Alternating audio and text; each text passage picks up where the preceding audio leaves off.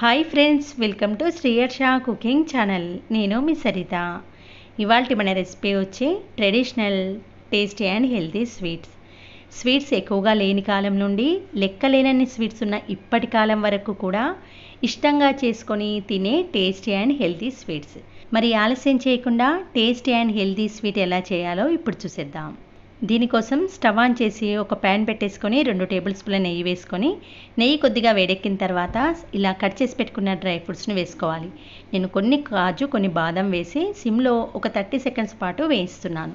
ఇలా కొద్దిగా ఫ్రై అయిన తర్వాత దీంట్లోకి మస్క్ మిలన్ సీడ్స్, కొన్ని కిస్మిస్ వేసుకొని మరొక 30 సెకండ్స్ పాటు వేయించుకొని వీటిని ఒక బౌల్లోకి తీసి పక్కన పెట్టండి. ఇప్పుడు ఇదే ప్యాన్లో కొంచెం నెయ్యి ఉంది కదండి, అదే నెయ్యిలోకి పావు కప్పు వరకు తురిమిన బెల్లాన్ని యాడ్ చేసుకోండి.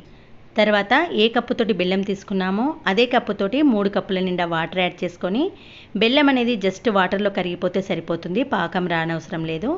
బెల్లం ఇలా పూర్తిగా వాటర్లో కరిగిపోయిన తర్వాత 1/2 టీ స్పూన్ ఇలాచీ పౌడర్, ఏ కప్పుతోటి బెల్లం తీసుకున్నామో అదే కప్పుతోటి 1 కప్పు వరకు బియ్యం పిండి వేసుకోవాలి. 2 టేబుల్ స్పూన్ల వరకు మనం ఉప్మా చేసుకునే సన్న రవ్వని యాడ్ చేసుకొని, మంటను సిమ్లో పెట్టుకొని మనం వేయించుకున్న డ్రై ఫ్రూట్స్ని ఇందులో వేసుకొని ఒక 2 మినిట్స్ పాటు పూర్తిగా కలుపుతూ ఈ పిండి కన్సిస్టెన్సీ కొంచెం ముద్దగా అయ్యే వరకు ఉడికించుకుంటే సరిపోతుంది. మనం వేసిన రవ్వ పిండి పూర్తిగా ఉడకాల్సిన అవసరం లేదండి.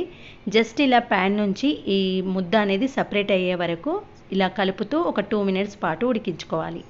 ఇలా కొంచెం ముద్ద కన్సిస్టెన్సీ వచ్చిన తర్వాత స్టవ్ ఆఫ్ చేసి పూర్తిగా చల్లారబెట్టుకోవాలి. చల్లారబెట్టుకున్న తర్వాత ఈ పిండిని ఇలా మనం స్పాచులాతో కానీ చేత్తో కానీ కొంచెం సాఫ్ట్ ముద్దగా వచ్చే వరకు ఇలా ప్రిపేర్ చేసుకోండి. ఎక్కడ కూడా ఉండలు లేకుండా ఇలా ముద్దగా ప్రిపేర్ చేసిన తర్వాత అరిటాకులను తీసుకొని స్క్వేర్ షేప్లో కట్ చేసుకొని ఇలా చిన్న చిన్న ముద్దలు తీసుకొని వీడియోలో చూపిస్తున్నట్టు అరిటాకులో కొంచెం వెడల్పుగా స్ప్రెడ్ చేసుకొని, వీడియోలో చూపిస్తున్నట్టు ఇలా అరిటాకును మధ్యలోకి ఫోల్డ్ చేస్తే లోపల షేప్ అనేది ఇలా వస్తుంది.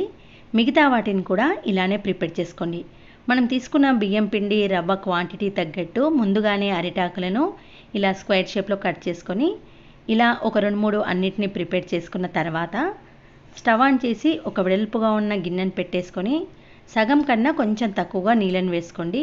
నీళ్ళు కొంచెం వేడెక్కిన తర్వాత ఇలా రంధ్రాలు ఉన్న ఈ జల్లెడను పెట్టేసుకొని మనం ప్రిపేర్ చేసుకున్న వాటిని ఇందులోకి మధ్యలో పెట్టేసుకోవాలి.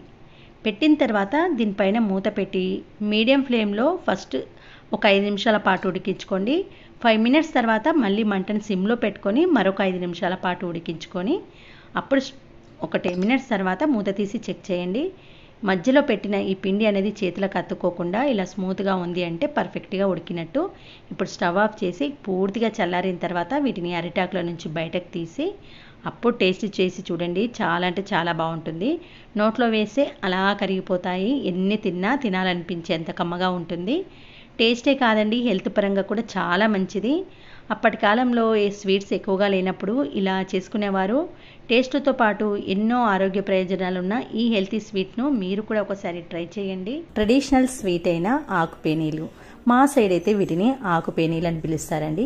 మరి మీరేమని పిలుస్తారో నాకు తప్పకుండా కమెంట్లో షేర్ చేయండి. ఈ ఆకుపేనీలు ఎంత బాగుంటాయంటే అసలు పొరలు పొరలుగా నోట్లో వేస్తే అలా కరిగిపోతాయి. ముఖ్యంగా మైల్డ్ స్వీట్గా ఉండడం వలన ఎన్ని తిన్నా ఇంకా ఇంకా తినాలనిపించేలా ఉంటాయి. మరి ఆలస్యం చేయకుండా ఇట్టే నోట్లో కరిగిపోయే ఈ ఆకుపేనీలను ఎలా చేయాలో చూసేద్దాం పదండి. దీనికోసం ముందుగా ఒక బౌల్లోకి 1 కప్పు మైదా పిండిని తీసుకోండి. ఇక్కడ మైదా పిండితో చేస్తేనే పర్ఫెక్ట్గా వస్తాయి. ఇష్టం లేని వారు గోధుమ పిండితో కూడా ట్రై చేయండి. తర్వాత దీంట్లోకి చిటికెడంత సాల్ట్ని వేసి పిండిలో కలిసేలా కలిపేయండి. కలిపేసిన తర్వాత కొన్ని వాటర్ని యాడ్ చేస్తూ రెగ్యులర్గా చపాతీకి పూరికి ఏ కన్సిస్టెన్సీలో ప్రిపేర్ చేసుకుంటామో ఆ కన్సిస్టెన్సీలో ప్రిపేర్ చేయండి. పిండి మరీ గట్టిగా ఉండొద్దు, అలానే మరీ మెత్తగా ఉండకుండా మీడియం కన్సిస్టెన్సీలో పిండిని ప్రిపేర్ చేయాలి.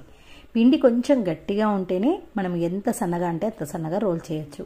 మూత పెట్టి ఒక 15 నిమిషాలు రెస్ట్ ఇవ్వండి. ఈలోపు మనము చక్కెర పాకం కోసం స్టవ్ ఆన్ చేసి ఒక గిన్నె పెట్టేసుకొని ఏ కప్పుతోటి మైదా పిండి తీసుకున్నామో అదే కప్పుతోటి 1 కప్పు షుగరు, 1 కప్పు వాటర్ని యాడ్ చేసుకొని షుగర్ను కలుపుతూ ఒక 2 మినిట్స్ పాటు మరిగించండి. మైదాపిండి ఎంత తీసుకుంటే చక్కెర అంత తీసుకోండి, వాటర్ కూడా అంతే తీసుకోండి.